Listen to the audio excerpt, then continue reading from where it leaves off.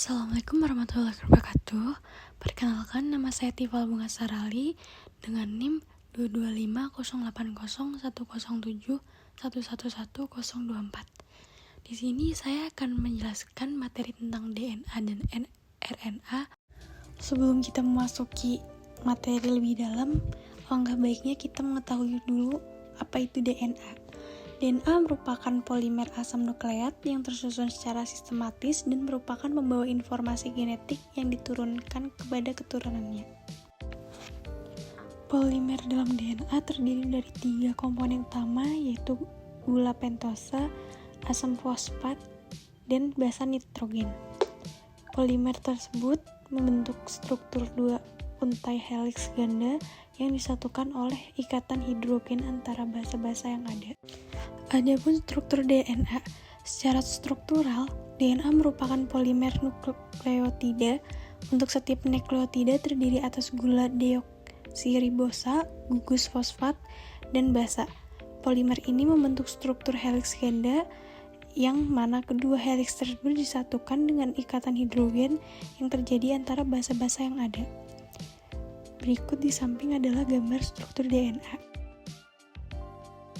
Selanjutnya ada nukleotida. Nukleotida adalah molekul yang tersusun dari gugus basa, heterosiklik, gula, dan satu atau lebih gugus fosfat. Nukleotida berfungsi untuk membantu sintesa lemak, karbohidrat, dan protein. Nukleotida terbentuk secara alami di dalam tubuh. Nukleotida terdapat di dalam jaringan tubuh yang berganti secara cepat, misalnya jaringan kulit, sel darah merah, putih, dan juga dalam sistem kekebalan tubuh. Adapun struktur nukleotida. Nukleotida memiliki 3 karakteristik komponen, yaitu basa nitrogen heterosiklik, yang kedua gula pentosa, yang ketiga gugus fosfat. Molekul nukleotida yang gugus fosfatnya mengalami hidrolisis dinamakan dengan nukleosida. Nukleotida berasal dari gabungan gula, basa, serta fosfat. Berikut ada contoh gambar dari nukleotida. Nukleosida merupakan sebutan untuk bagian dari nukleotida tanpa gugus fosfat. Berdasarkan gula pentosanya, terdapat 2 macam nukleosida, yaitu ribonukleosida, deoksiribonukleosida. Nukleosida merupakan gabungan dari basa dan gula. Di samping merupakan gambar dari struktur nukleosida itu sendiri. Selanjutnya ada ikatan fosfodiester. Ikatan ini yaitu jenis dari ikatan kovalen yang menghubungkan nukleotida satu dengan yang lainnya pada molekul asam nukleat seperti DNA dan RNA. Ikatan kovalen pada asam nukleat terdiri atas gugus fosfat dan gula pentosa yang linear dengan basa nitrogen heterosiklik sebagai interval cabangnya. Basa nitrogen yang menyusun DNA terdiri dari 4 jenis, yaitu yang pertama adenin, guanin, sitosin, dan juga timin. Adenin dan guanin adalah jenis purin, dan sedangkan sitosin dan timin adalah pirimidin. Berikut di samping adalah gambar dari struktur basa nitrogen penyusun DNA. Selanjutnya terdapat macam-macam DNA. Terdapat 3 jenis DNA, yaitu DNA A yang berperan dalam proses replikasi, DNA B berperan dalam proses transkripsi dan translasi, dan DNA Z yang berperan dalam proses transkripsi. Selain itu, tipe DNA yang ada dalam sel dapat dibagi menjadi 2, yaitu DNA autosomal dan DNA mitokondria. Perbedaannya adalah DNA autosomal berperan dalam pewarisan sifat dan berada pada inti sel, sedangkan DNA mitokondria berperan dalam proses metabolisme dalam mitokondria tersebut.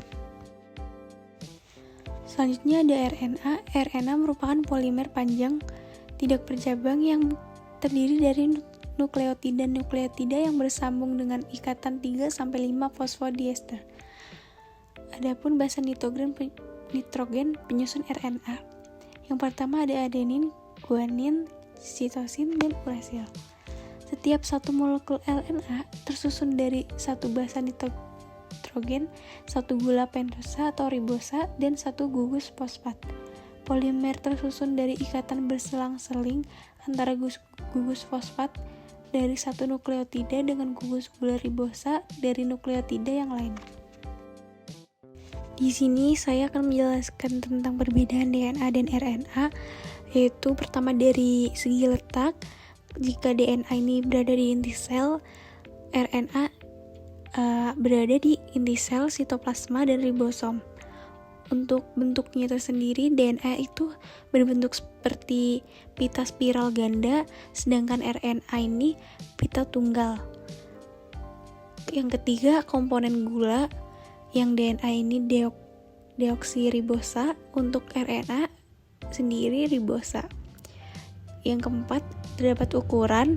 Jika DNA ini sangat panjang, sedangkan RNA ini bentuknya atau panjangnya ini tidak terlalu panjang, yaitu pendek.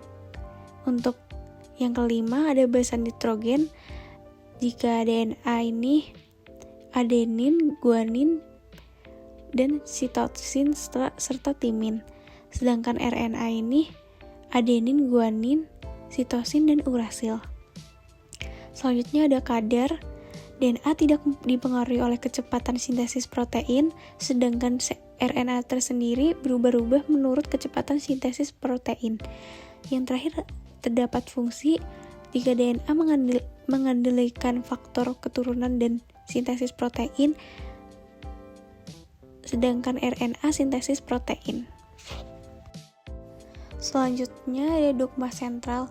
Dogma sentral ini merupakan proses perubahan gen dari DNA menjadi RNA dan RNA menjadi protein. Dogma ini menjelaskan bagaimana proses pembacaan materi genetik menjadi protein yang berperan di setiap tahap metabolisme di dalam tubuh suatu organisme. Adapun replikasi. Replikasi tersendiri bersifat semi-konservatif. Yang kedua, mula-mula kedua untai DNA terpisah, masing-masing untai berfungsi sebagai tempat untuk sintesis untai DNA yang baru. Proses replikasi menghasilkan dua molekul DNA baru, masing-masing memiliki satu rantai lama dan satu rantai baru. Yang terakhir ada titik awal dimulainya replikasi disebut ori. Adapun transkripsi. Terdapat 3 tahapan utama transkripsi, adalah yang pertama penempelan RNA polimerase pada DNA atau inisiasi. RNA polimerase akan menempel pada bagian DNA yang diikat oleh promotor. Yang akan menjadi cekatan adalah rantai antisense, sedangkan rantai sense tidak akan mengalami proses transkripsi. Dari lokasi inilah transkripsi akan berlangsung dan cetakan RNA dibuat. Yang dua ada elongasi. Proses elongasi membutuhkan beberapa jenis faktor transkripsi. Pada proses ini akan menjadi pempanjangan hasil transkripsi DNA.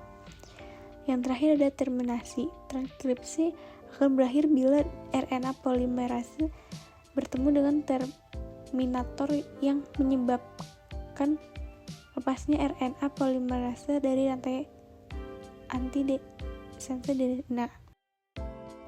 Yang terakhir ada translasi.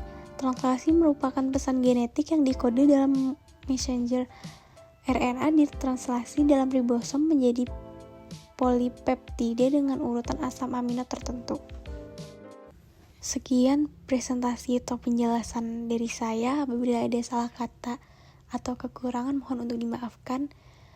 Assalamualaikum warahmatullahi wabarakatuh.